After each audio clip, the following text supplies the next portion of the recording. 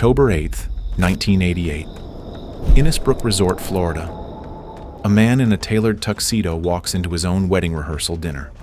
Cartel money men, bankers from a $20 billion institution, clinking champagne, handing him gifts. They think they're celebrating a friend. They're walking into the largest undercover bust in federal history. The groom's name is Bob Musella. He doesn't exist. For 2 years, federal agent Robert Mazur lived as Musella, laundering $34 million in cartel cash, recording 1,200 conversations, carrying a briefcase with a hidden recorder that meant instant death if discovered. He dined with men who dissolved rivals in acid. He shook hands with bankers who knew whose blood was on the money and offered to clean it faster. But the wedding isn't a celebration. It's the trap. Every limousine is driven by a federal agent. Every seat is choreographed. One wrong call, and targets across 3 continents vanish by sunrise. Mazur has to perform the happiest night of his life while knowing everyone embracing him will be in handcuffs before morning. How did one agent fool an entire cartel, and what happens when they see his real face? September 1986, Tampa, Florida. The cocaine keeps flooding South Florida, but the drugs aren't the real problem. The money is. Every street sale converts into cash. Cash becomes bags. Bags become suitcases. Suitcases become a question nobody in law enforcement wants to answer out loud. Where does all of it go? Because cash is loud. It stinks of ink and sweat. It sheds fibers. It leaves fingerprints on countertops. It doesn't mail itself to Zurich or fit neatly into a wire transfer.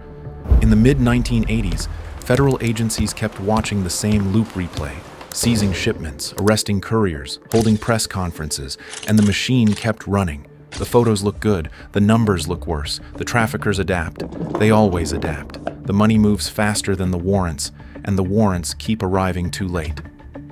Mazur watches this from inside the United States Customs Service.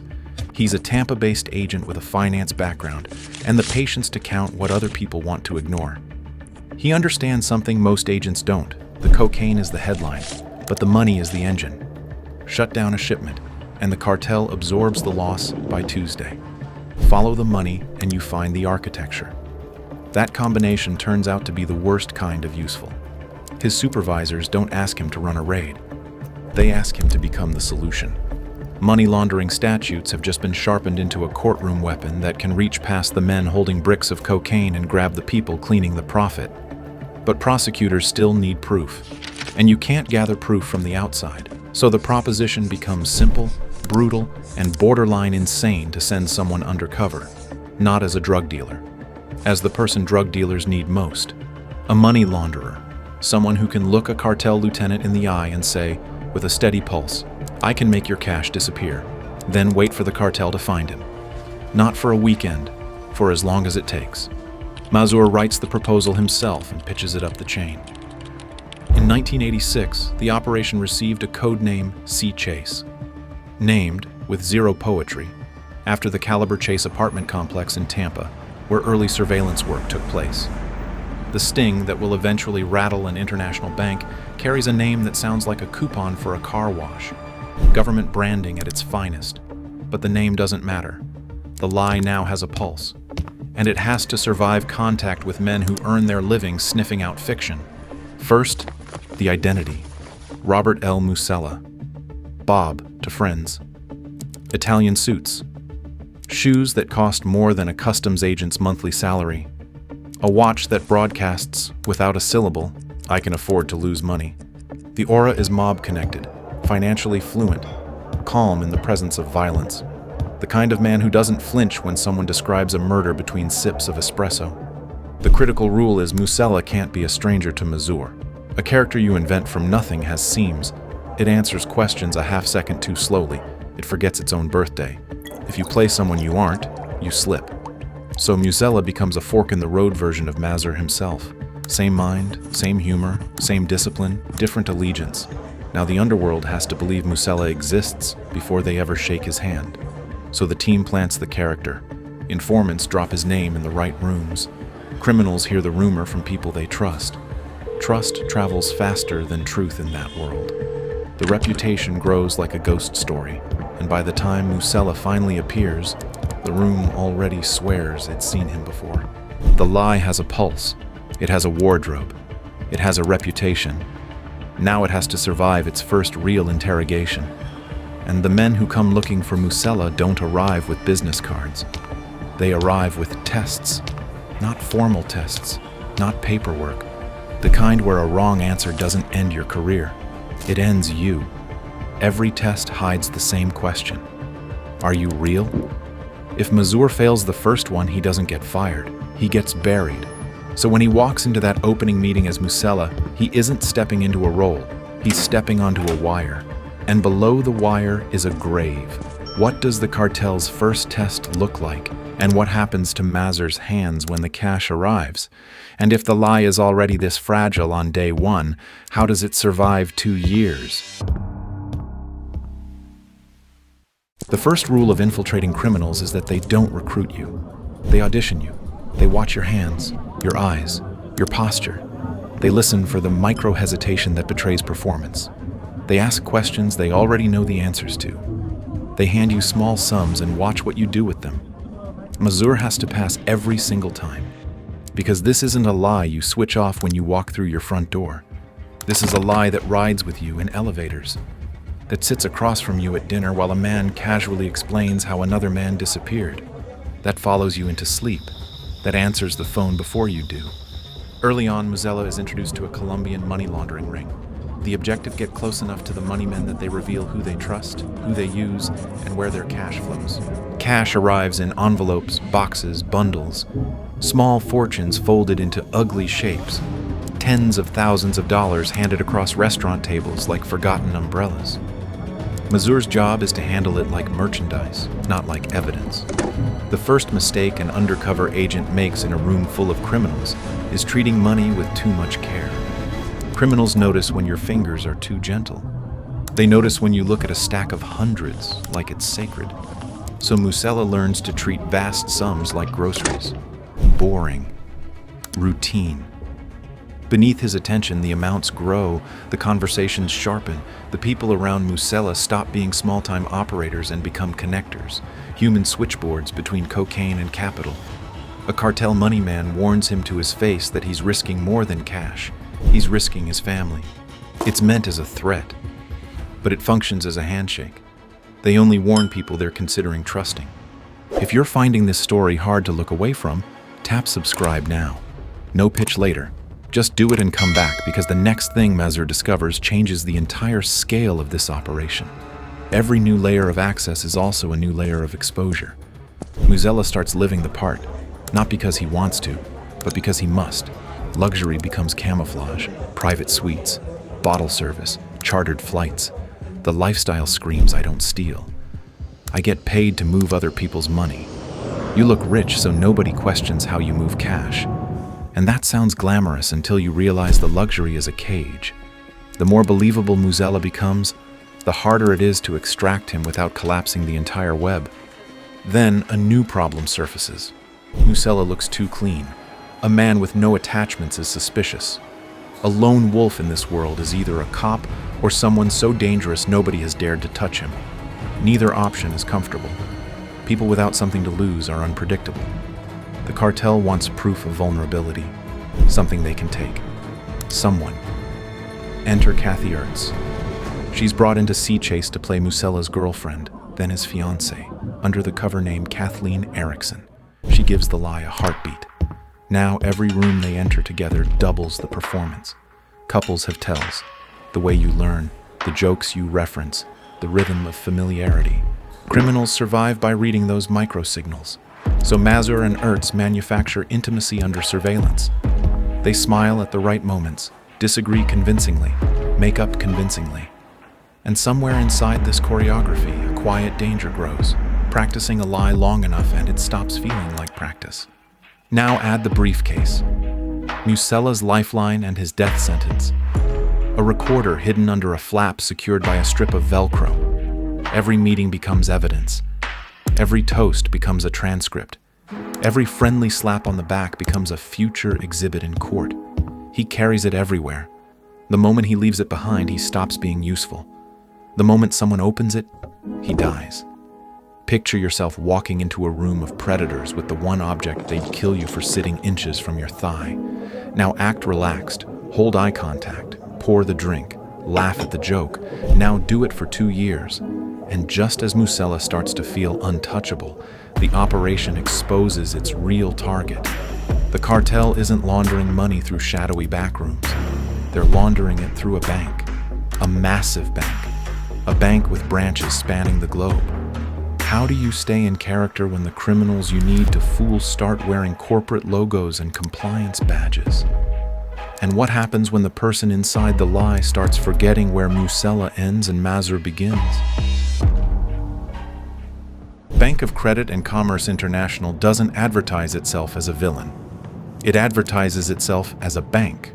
At its peak, BCCI operated in 78 countries and held assets exceeding $20 billion, making it the 7th largest private bank in the world. That size generates gravity. Gravity attracts clients, legitimate ones, illegitimate ones, and ones that exist somewhere in the space between, where the definition of legitimate is negotiable and the price of discretion is built into the fee structure. And the clients Musella is about to meet don't walk into a branch with a grocery bag of cash. They walk in backed by armies, governments, and entire criminal economies. Musella is introduced to senior BCCI officers, men who speak softly, wear expensive cologne, and understand exactly what his money represents. Not suspect. No. There's a difference between a bank that looks the other way and a bank that pulls up a chair. Here's the nightmare Mazur discovers from the inside. This bank isn't being tricked into laundering. It's volunteering, unsolicited. A BCCI officer contacts Musella and offers full-service confidentiality, the ability to make his transactions cleaner, and cleaner is a word that should make you laugh if it didn't make witnesses disappear. No pressure, no hesitation. The offer arrives like a room service menu. What they describe is a financial vanishing act. Dirty cash enters one end. Legitimate-looking paper exits the other. Certificates of deposit issued against the laundered funds. Loans backed by those same deposits, creating a paper trail that circles back on itself. Wire transfers bouncing through subsidiaries in the Cayman Islands, Panama, Luxembourg, layered to look like normal banking until you realize every layer exists to dissolve questions. BCCI officers even coached Musella on mistakes other launderers made in previous investigations. Let that land for a moment. The bank is teaching the criminal how to dodge law enforcement while law enforcement sits right there, nodding, recording every syllable. This is the inflection point where a drug case mutates into a corruption case. The targets are no longer just cartel intermediaries. They're bankers with corner offices, legal departments, and a compliance division. Yes, that's what it's called, built to protect the very criminals it's supposed to report. These aren't rogue employees acting alone. This is institutional, baked into the culture. The handshakes happen in boardrooms, not back alleys. One money launderer Mazur encounters is moving roughly $200 million a month in currency that needs to exit the United States. That's not a crime. That's an economy. And that's the pipeline Musella has walked into. And as the pipeline opens, the investigation bloats beyond narcotics. Senate investigative materials later describe BCCI's alleged criminality as sprawling fraud, bribery, connections to terrorism and arms trafficking. The cartel was the door. The bank is the building behind it. Mazur can't linger in that ecosystem. But he has to acknowledge the reality that he isn't infiltrating a cartel anymore. He's inside a global financial organism that feeds on secrecy and excretes respectability. One that has been doing this longer than the investigation has existed. Meanwhile, the evidence stacks like wet sand. Hundreds of hours of audio, 1,200 recorded conversations, names, account numbers, laundering blueprints. The case becomes so massive it starts to crush the people building it. Mazur later describes being outgunned by BCCI's defense resources, spending grueling stretches with a skeleton crew transcribing and indexing tapes around the clock, cross-referencing every name against a web that keeps expanding. This is where the fantasy of undercover work disintegrates. It's not champagne and danger, it's paperwork and dangerous. Sleep deprivation with a side of potential execution. The criminals start probing too. They recheck Musella's story. They run quiet inquiries. They test the edges, because the higher Musella climbs, the more valuable he becomes, and the more tempting it is to verify who he really is. The lie is no longer being tested by street criminals. It's being stress tested by bankers with time, resources, and international reach. So the question shrinks to something terrifyingly small. In a world of billions, what kills Musella might be a detail worth 5 cents, a loose strap, a tiny sound in the wrong room, a strip of Velcro that decides of all moments to give up. The higher you climb, the quieter the danger gets. And the quieter it gets, the harder it is to hear coming. What happens when it does, and who is sitting close enough to see it? And what does a bank with 78 country branches do when it realizes the man it's been helping is federal law enforcement? The briefcase opens. Not all the way. Just enough. Mazur is in a hotel room seated close enough to Rudy Armbrecht to smell his aftershave. Armbrecht is a key organizer and conduit linked to the Medellin cartel's financial hierarchy. Mazur reaches into the briefcase to pull documents, and the Velcro gives. The false lid flops. For a fraction of a second, the recorder and its nest of wires sit exposed. This is a nightmare. Not a gun, not a car chase, a glimpse. Armbrecht stands to lean in and look at the papers. Mazur keeps talking, keeps breathing, keeps his face smooth as glass. 1 second, 2. His fingers push the lid back into place. The Velcro catches. The conversation never stops. If Armbrecht's eyes drop 1 inch at the wrong instant, Musella dies in that room. Maybe Mazur dies too. And the 1,200 conversations in that briefcase die with them. This is what people misunderstand about undercover work. It is not a non-stop action. It is non-stop restraint. You swallow panic with a smile. You lock terror behind your teeth. You keep your voice level while your organs sprint. Nobody sees the cost. Nobody is supposed to. And you do it again the next morning, and the morning after that. Then comes Heathrow Airport. 1 month before the planned endgame, Mazur travels through London on a phony passport, part of his Musella cover documentation. A British customs agent examines the document, flips it once, and immediately flags it. No polite request to step aside. Immediate suspicion the passport is forged. Mazur is pulled into a secondary screening room and grilled by officers trained to dismantle cover stories for a living. He's handed a body cavity search form. He's strip searched, and while he stands there, exposed in every sense, 2 customs officers stare at his briefcase sitting on a metal table across the room. The briefcase with the recorder. The briefcase that connects him to 2 years of evidence and over 1,000 recorded conversations he can never take back. If you want to understand fear, picture this: your entire operation sitting in leather and metal 2 feet away while strangers decide whether to unzip it. Mazur does the only thing that doesn't kill him later. He tells the truth. Not the truth about being Musella, the truth about being an undercover American agent. They laugh. They think it's a bluff. But eventually, through a verified contact, he gets cleared and released. He walks out of Heathrow knowing something brutal. His life has just been saved by luck, not by skill. If that same stop happens in the wrong country, with one corrupt official on the other side of the desk, Musella never makes it home. Now Mazur knows the lie has stress fractures, and so do the people living inside it. 2 years is a long time to be someone else. The edges blur. You stop noticing when you're performing and when you're not. When he goes home, the man his family sees is neither fully Mazur nor fully Musella. He's a hybrid, exhausted, hyper-alert, listening for phones, watching windows, sitting with his back to the walls. The operation is consuming his real life while demanding he protect the fake one. And here's the dark arithmetic. The more evidence he collects, the more valuable the case becomes, and the more expendable the man inside it becomes. By now, Musella has helped launder more than $34 million for cartel-linked clients. He has recorded approximately 1,200 conversations. The operation is drowning in proof. It also has a deadline, because there is no such thing as indefinitely when you're living inside a lie. Eventually, every cover cracks. The question becomes logistical and terrifying. How do you arrest a network that spans continents without warning it? How do you freeze a bank that moves money faster than warrants travel? One leak, one phone call, one name whispered to the wrong person, and it all evaporates. You lure the predators into a cage and lock the door.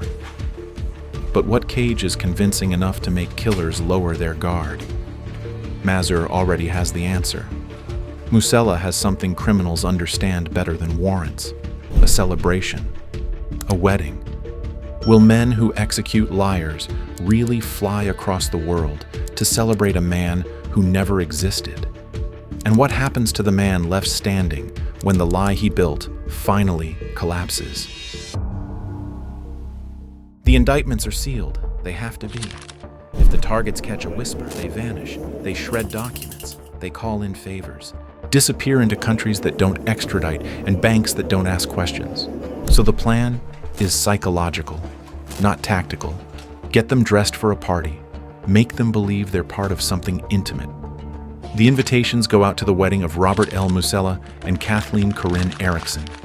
A fake couple, a real trap. The venue is Innisbrook, Tarpon Springs, outside Tampa. The ceremony is scheduled for Sunday, October 9th, 1988, which means the night before, the welcome cocktails, the rehearsal dinner glow. That's when the ambush begins. Guests fly in from across the world: cartel intermediaries, money brokers, BCCI officers. They check in smiling, carrying wrapped gifts. That's the part people skip.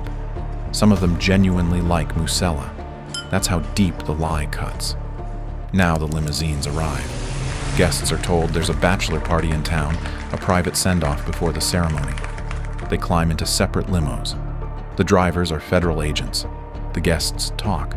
They joke. They settle into leather seats and relax. Who expects betrayal wrapped in white linen? The countdown tightens. 10 limos. 9. 8. Each one a moving confession booth. 7. 6. Every door that closes is another exit disappearing. 5. 4. Somewhere. Mazur is still Musella, still smiling, still performing the happiest night of his life. 3, 2, 1. The limos turn. Not toward the party, toward the arrest teams. The bachelor party becomes a procession of handcuffs, BCCI officers, cartel money men. 2 years of trust dismantled in minutes. The lie is over. For the rest of the world, it's a headline. For Mazur, it's a funeral. Because what dies that night isn't just Musella. It's every relationship Musella built, every laugh at a dinner table, every "my friend" spoken sincerely by someone who didn't know they were embracing a wire. The Tampa case charges 15 individuals and 4 corporations. The trial stretches 6 months. Mazur testifies for weeks, walking jurors through transaction after transaction. 1,200 tapes don't speak unless the man who recorded them makes them speak. After you stop being the undercover agent, you become the human receipt. In court, Rudy Armbrecht sees Mazur for who he really is. Instead of screaming, he grins. He grabs his own tie and waves it like they're old friends, not because he's friendly, because he's making a promise: I know your real face now. Meanwhile, the larger machine begins to grind. On July 5th, 1991, the Bank of England shut down BCCI after audit findings exposed fraud so massive that regulators in 69 countries scrambled to follow suit. That single closure triggers a cascade of seizures and liquidation proceedings across the globe. A $20 billion institution dies slowly, then all at once. Decades later, regulators still cite BCCI as the textbook warning for what happens when secrecy becomes a product a bank sells. Evidence gathered during the bust is later described as critical to the conviction of Panamanian dictator Manuel Noriega. The lie does exactly what it was built to do. It punches above its weight class. It takes down a cartel pipeline, a global bank, and helps topple a dictator. But here is the final twist. You don't walk away from living as a ghost and simply resume being a normal man. There are bounties, threats, old enemies with long memories and longer reach. Even years later, Mazur still limits how publicly he shows his face.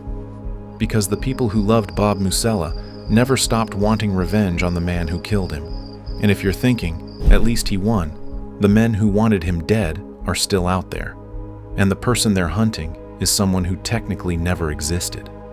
If you want to see what happens when a federal agent uses those same blind spots not to warn but to profit, watch the video on screen now. Mazur risked everything to expose the system. This agent got rich by becoming one. Click here.